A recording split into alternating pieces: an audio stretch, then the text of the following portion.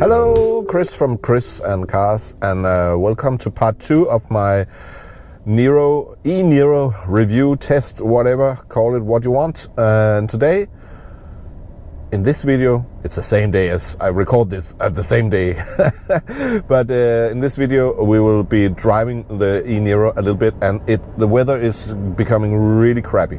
So I'm inside, and as you probably can hear, the heating it has started because I think it's 6 degrees Celsius outside, so it's rather cold and it's raining. I will pick up a friend of mine who is going to join me on this trip, and then we'll check this car out. So see you in a little bit. Okay, we're on the way, and need to clear the windscreen.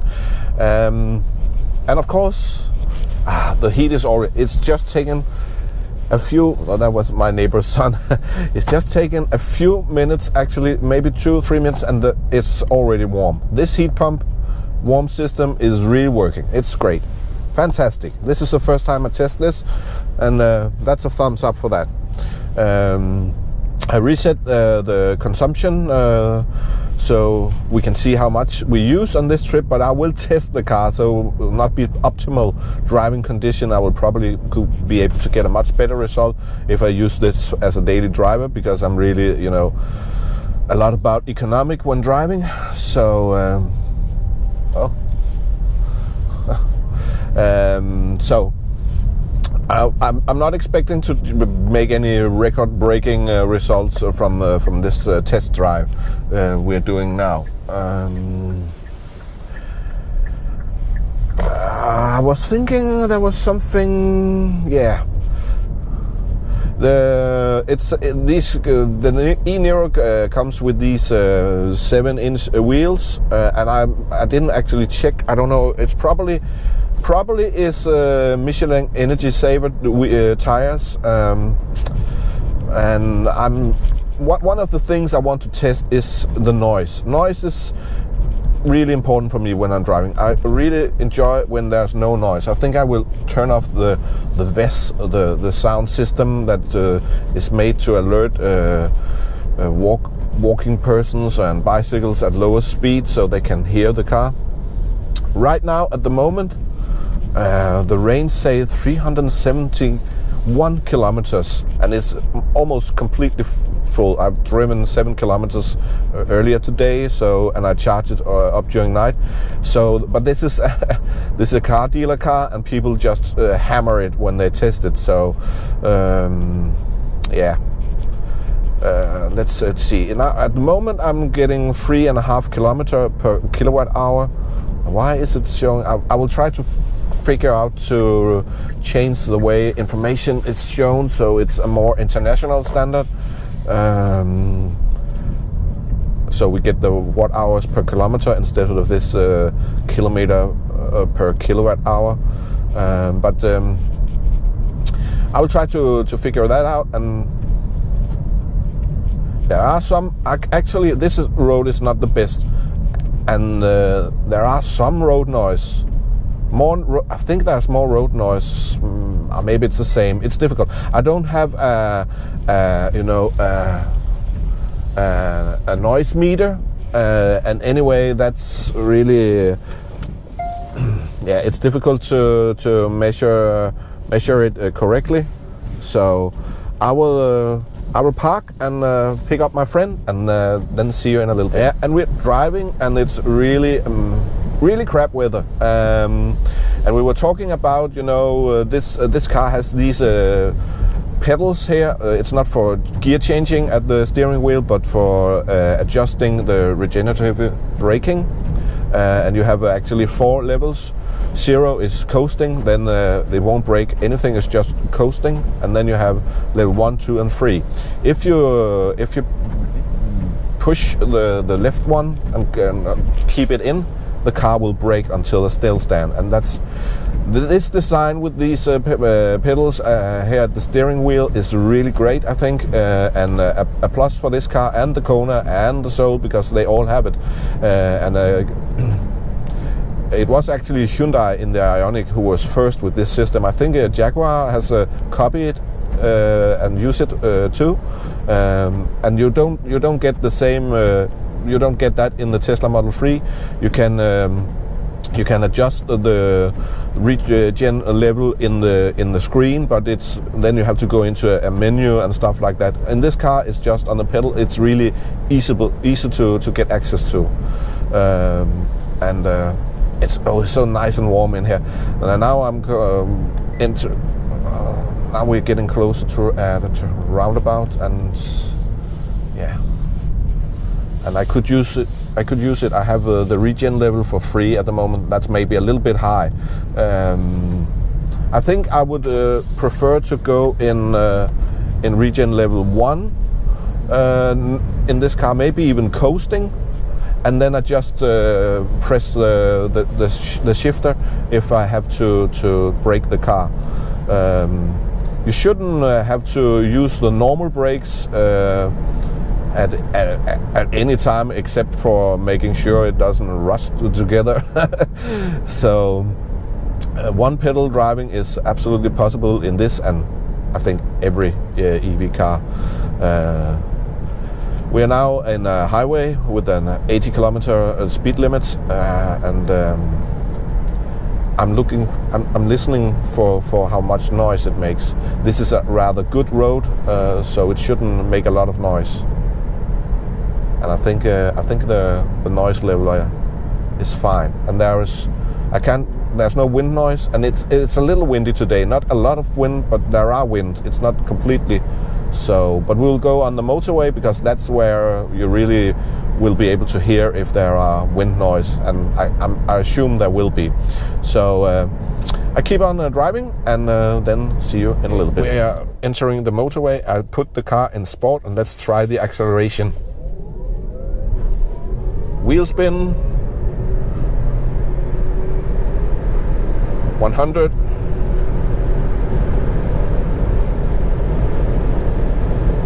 and 130 something.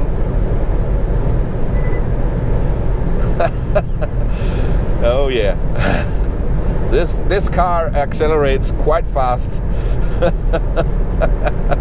It's so fun. That's the fun part about electric cars. But let's check out the noise, because now I can hear the wind. Around 80 kilometers per hour, I don't know, 55 miles or something, maybe 60 miles. The noise in the car is mostly tire noise, and you could probably get rid of some of that by changing tires to a more silent version. But let's. I will just test it now in.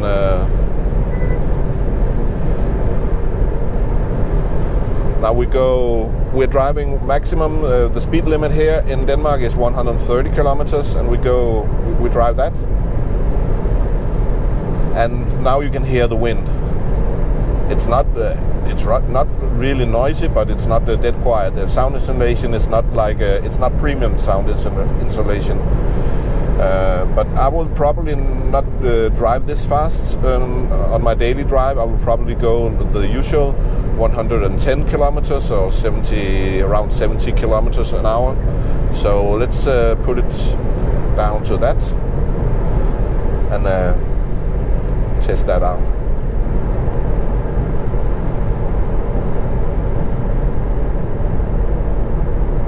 Yeah. Still some noise from the wind up here and over at the other side, but actually the wind noise is higher now. You can hear the tires, but it's like the wind is more. It's more. That sound is the thing you hear most.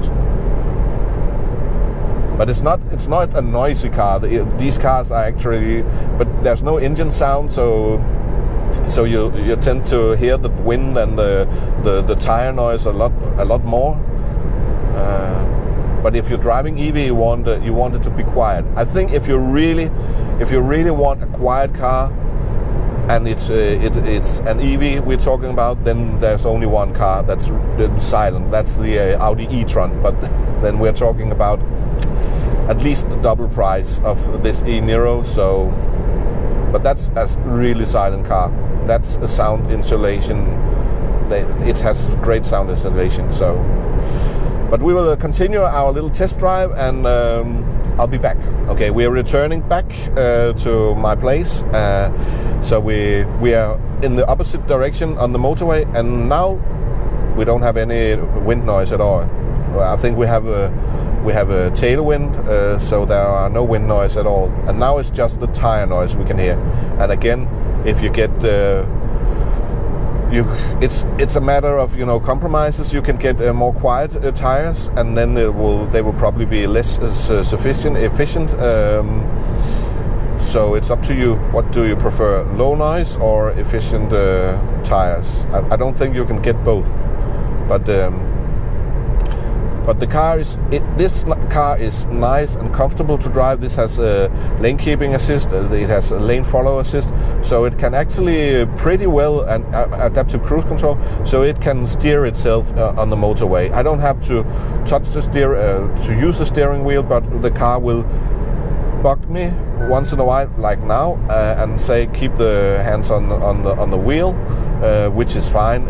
It's by law. You're not allowed to have a car that doesn't give this warning. And I think if I look at the 5 cars we have been talking about, the Leaf, the Kona, the e-Soul, and the e-Niro, and the Model 3, when we talk about just driving on the motorway and self-driving capabilities, I think they are more or less on par. The Model 3 has a more advanced autopilot, where you can just push the lever for changing lanes, and then they will change lanes automatically. You cannot do that in this car, but if you're just driving along, this car is keeping its lane just as good as any of the other cars. So they are equal in that sense. But the Tesla has more sophisticated autopilot. If you want even more freedom, then the Tesla system, I think, is the best.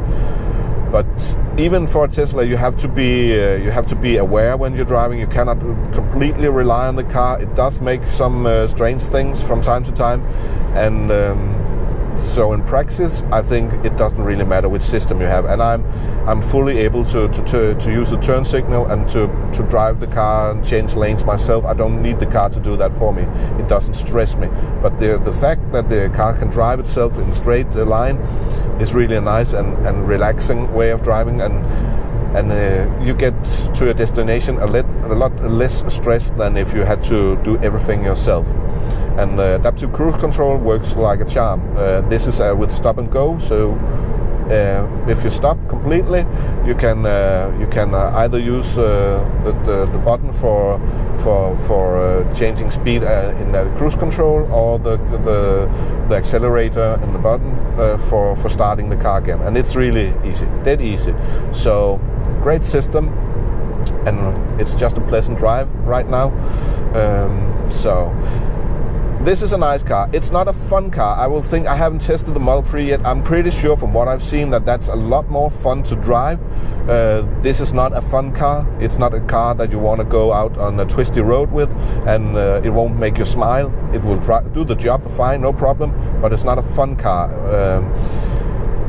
But then again, do you need that? If that's important for you, I think you can rule out everything, maybe but the Model 3. So. But we will get back home, and I'll wrap up the video there, so see you in a second. And I'm back home after a really nice test drive in this Kia e-Niro. My thoughts after testing it on highways, on motorway, and in city traffic. If I compare it to my plug-in hybrid, well, on the motorway, the noise is the same. To be honest, the main noise issues is still wind and tire noise, road noise. The engine in my plug-in hybrid is really not making a lot of noise.